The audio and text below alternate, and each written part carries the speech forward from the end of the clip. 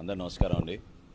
కూటమి ప్రభుత్వం ఎన్నికల ముందు ఇచ్చిన సూపర్ 6 హామీలో భాగంగా దీపం 2 పథకం అద్భుతంగా మన గౌరవ ముఖ్యమంత్రి గారు, అదేవిధంగా గౌరవ ఉప ముఖ్యమంత్రి గారి ఆలోచనలతోటి దీపావళి నుంచి రాష్ట్ర ప్రజలందరికీ కూడా మొదటి విడతలో భాగంగా ప్రతి ఒక్క లబ్ధిదారులకి దీపం 2 కింద గ్యాస్ ఉచితంగా అందించడానికి ఒక అద్భుతమైన ప్రయత్నం జరిగింది.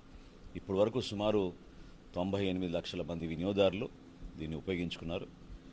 మార్చి 31వ తారీఖు వరకు ఇంకా సమయం ఉంది కాబట్టి దయచేసి మన రాష్ట్రంలో అర్హత ఉన్న లబ్ధిదారులందరూ కూడా ఉచిత గ్యాస్ పథకం దీపం 2 కింద పొందే విధంగా మీరు ఇమీడియట్గా నమోదు చేసుకోవాల్సిన అవకాశం ఉంది.